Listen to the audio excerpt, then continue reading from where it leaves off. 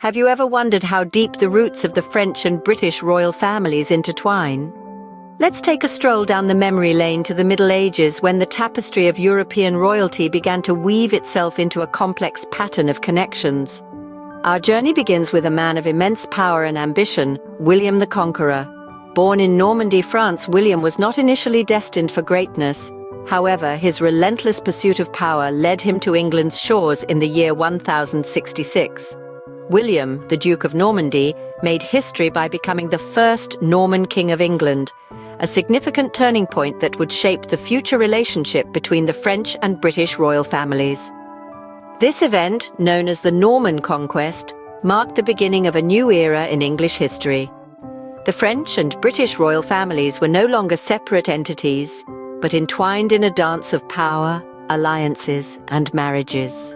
William's reign brought about a fusion of French and English cultures, forever linking the two royal families.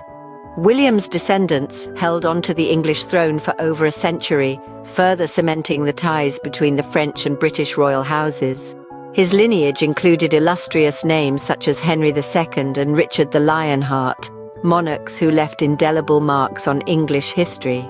It's fascinating to consider how these early connections played a pivotal role in shaping the course of history. The ties between the French and British royal families would continue to evolve over the centuries, influenced by political alliances, strategic marriages, and the ebb and flow of power. And thus the stage was set for a complex and intriguing relationship between the French and British royals.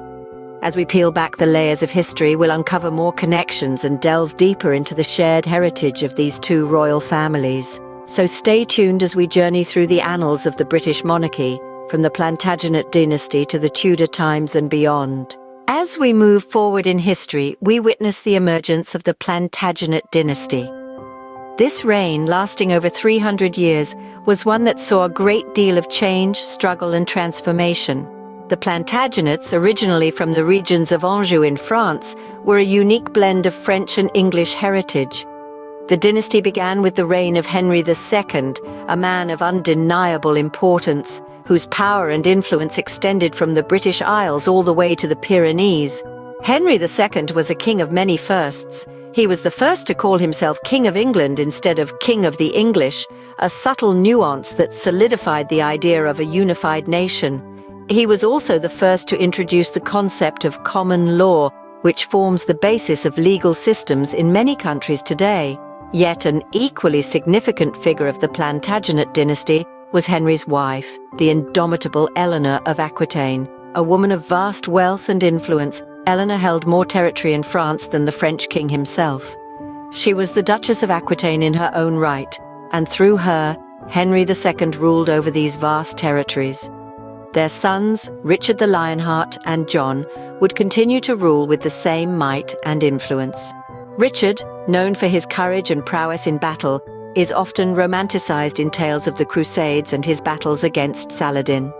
John, on the other hand, is most famous for signing the Magna Carta, a document of pivotal importance that set the stage for the development of constitutional law. The Plantagenets' reign was a testament to their strength and resilience. Despite facing numerous rebellions, wars, and internal family disputes, they held on to the throne for more than 3 centuries. Their rule left an indelible mark on England and on the world, shaping the course of history in ways that are still evident today. The Plantagenets, though ruling in England, never forgot their French roots, further entwining the two royal families. Their influence and heritage continued to bind the French and British royal families together, laying the groundwork for the complex web of relationships that we will explore further in the next scene. As we sail into the Tudor era, the connections between the French and British royal families evolve further. Let's delve into the Tudor period, a time of great intrigue, power struggles, and alliances, where the chessboard of politics was often set by marriages. One such significant marital alliance was that of Mary Tudor, the younger sister of King Henry VIII. Mary was a vibrant and attractive princess, and her marriage was a powerful political tool in the hands of her ambitious brother.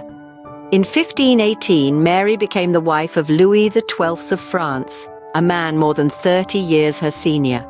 This was a union designed to forge a strong political alliance between England and France, two nations that had been at odds for centuries. However, the marriage was short-lived as Louis passed away just 3 months later.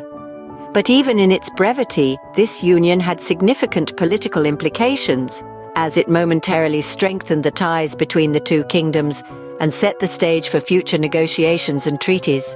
Yet, the world of Tudor politics was never straightforward.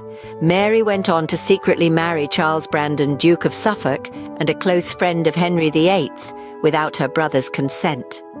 This act of defiance resulted in political upheaval, but eventually the couple was pardoned, illustrating the complexities and personal dynamics that often underpin these royal alliances. The Tudor era also saw the infamous reign of Henry VIII himself, a king known for his 6 marriages in his relentless pursuit of a male heir.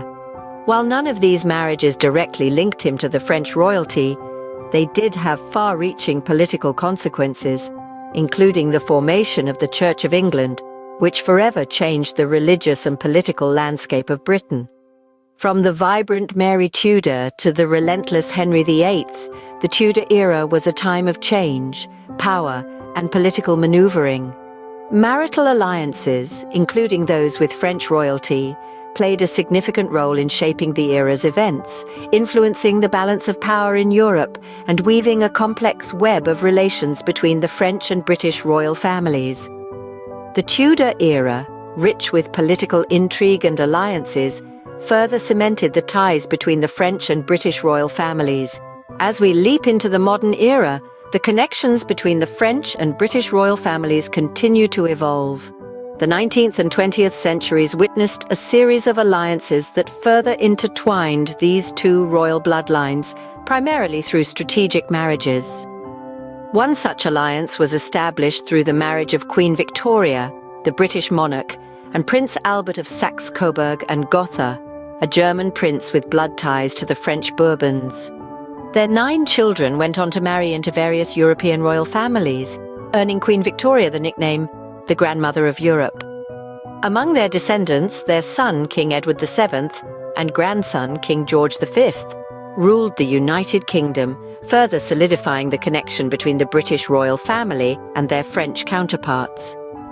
The 20th century continued this trend with the marriage of the Duke of Windsor, formerly King Edward VIII, to Wallis Simpson.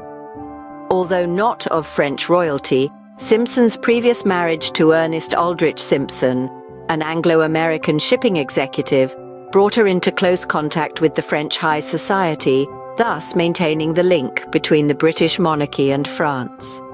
It is also worth mentioning Princess Margaret's marriage to Anthony Armstrong-Jones, the first Earl of Snowdon. Armstrong-Jones's mother was the daughter of the 16th Baron Fermoy, a title of French origin, once again reinforcing the Franco-British royal connection. The modern era, with its diplomatic marriages and shared bloodlines, continues to keep the French and British royal families inextricably linked. The relationship between the French and British royal families is a saga that has unfolded over centuries. From the outset, we delved into this rich tapestry of history, tracing the intricate connections that have shaped the fate of two nations. We journeyed back to the powerful Plantagenet dynasty, where the marriage of Eleanor of Aquitaine and Henry II marked one of the earliest and most significant alliances. This union not only brought together vast territories, but also set the stage for future political maneuvers. As we navigated the turbulent waters of the Tudor era, we discovered how marital alliances continued to shape the political landscape. The marriage of Mary, Queen of Scots, to Francis II of France is a prime example of how these connections were used as strategic moves on the chessboard of power. In our exploration of the modern era, we saw how these ties persist, albeit in a less overtly political context. The marriage of Wallis Simpson and Edward VIII, for instance, while controversial, served as a reminder of how the personal and political are often intertwined in the lives of royals. These alliances, forged in matrimony, have had far-reaching implications, influencing not just the families involved, but the course of history itself. The enduring legacy of these connections is evident in the shared cultural heritage, the intertwining family trees and the diplomatic relations between France and Britain. From the Norman conquest to the modern era, the French and British royal families have been bound together in a fascinating tapestry of power, politics, and marriage, a tale that truly is so royal. Thanks everyone for watching. Please follow us on our social media and don't forget to check whether you subscribed for this channel. Your comments and likes are very much appreciated.